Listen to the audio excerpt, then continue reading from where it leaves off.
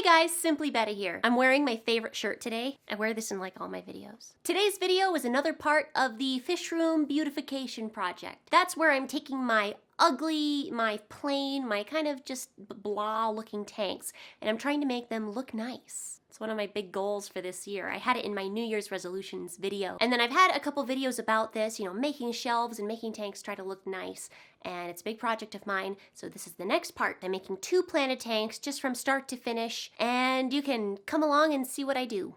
The first one is going to be one of my 20-gallon highs on my new fish rack. Down on the bottom, I'm just going to go ahead and I'm going to make one look nice. And then the other one's going to be a 10-gallon in my fish room that I use for raising my spawns. So let's get started. This is going to be the first tank that I work on and I make look pretty and planted because it's the first one that you see when you walk down the stairs. Boom, you see this one, so I'm just going to do this one. In my vision for this tank, I want a light colored substrate so it's nice and bright, and then I'm going to use this really cool piece of manzanita driftwood that I actually got this from Rachel O'Leary like a couple of years ago, and it's going to be really cool. What are you doing? The first thing I'm going to do is I'm going to fill this up with my sand. I'm using just a regular pool filter sand. It's really fine and light. I like how the light sand looks on this tank. Oh, look at that. It's like the perfect size. I really like the way this looks. Oh my god, that scraping noise is hideous. This is how the wood's gonna look, and then I have 2 pieces of Seru stone. One is propping it up, so it kind of stays up like that, otherwise it would just fall down. And then one of them, it's weighing down apart, so it's not gonna fall over. I think that looks pretty nice. The first plant that I'll be putting into this tank is called Vesuvius. It's this really nice, curly-looking sword plant. Sort of like corkscrew valve, but it doesn't get as tall. I pulled these from another tank. There's a bunch of algae on them I tried to clean off. So let's put in some of these sprigs of Vesuvius. I want it really thick in this little back area here. I think it'd look really nice. I have a bunch of leftover Anubias lanceolata. Oops, that's an unhealthy leaf. I'm just gonna pluck that off. This is a cool Anubias plant with these thin, elongated leaves. And like I said, I have extras. They have a little weight on the bottom to help keep them down.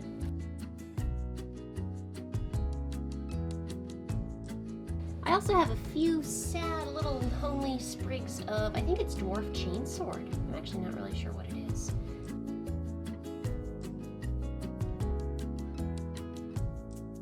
Now I'm going to turn my attention towards the wood. First one that I'll do, it's this little tiny fern that I have. It's itty bitty. It's a little nano plant. It's not very common in the hobby. It's called Crepitemons calicut. Very, very delicate, very cute. I'm gonna put it somewhere on this nice piece of wood. I'm super gluing it on with a gel super glue. It's so tiny and cute and delicate. It would really do best like in a nano tank where it wouldn't disappear, right? Because it's so little in this tank. Right here is better than nowhere. So there's that nice little tiny delicate fern. This plant here is called Bucephalandra, Buse Brownie Red.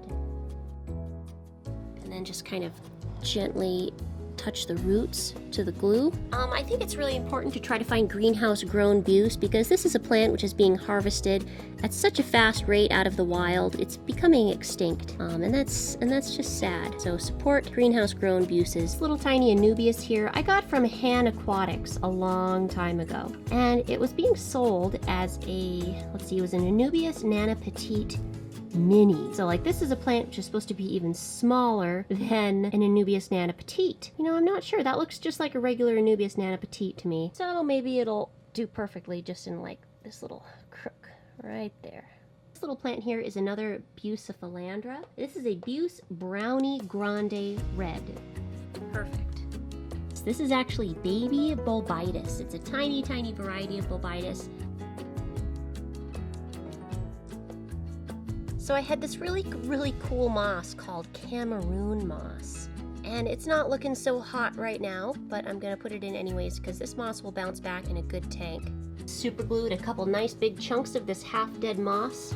So now I think the only thing left to do is I'm gonna take this pillow moss that I have and super glue it onto a few places of my stick. It's a really cool, really dense, fluffy moss.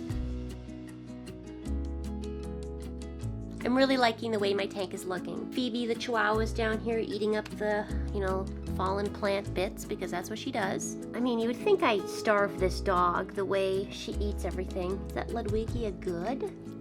Yeah. So I decided what I'm gonna do is I'm gonna add some stem plants to this tank. I wasn't planning on adding stem plants, but it's not a bad idea, especially when you're first starting off a tank and you don't have that much plant mass in it. Stem plants are gonna be like little nutrient sponges and hopefully avoid some algae outbreaks in the beginning. So I'm gonna add some AR Mini and some red Ludwigia that I have laying around. I'll put that in.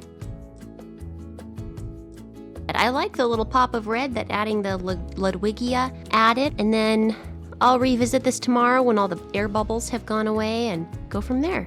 Here it is. I think it looks pretty nice. You can see I put some mystery snails in here. It's been a few days since I made this now because the water got really cloudy. I didn't rinse off the pool filter sand before I used it, and I think I should have because it got really dusty in there, it got really cloudy. So I have a handful of fish here in this cup that have just been acclimating to temperature. This is a growing out spawn of mine. Pretty sure these are all females of this coppery gold spawn of half moons. And this is going to be their new home, their new grow out.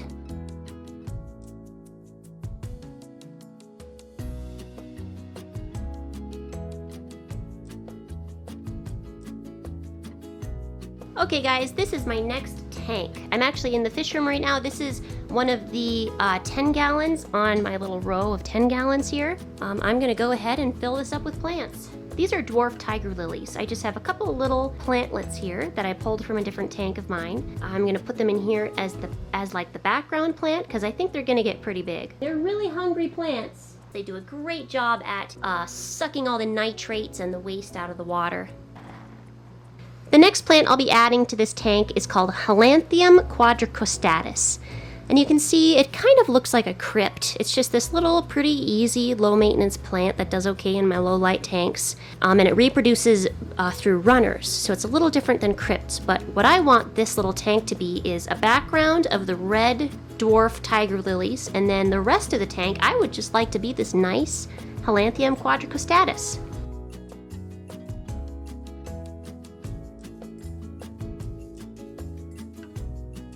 I have a few fish sitting here in a cup acclimating to temperature. There's maybe like eight fish from a koi spawn of mine that I'm putting in here to grow out. Sometimes I take the biggest fish from a spawn that's growing out and I separate them. This allows the little fish to grow a little bit faster and the big fish have their own little space. So now I'll release them into their new tank. It's a little cloudy, but it's no big deal.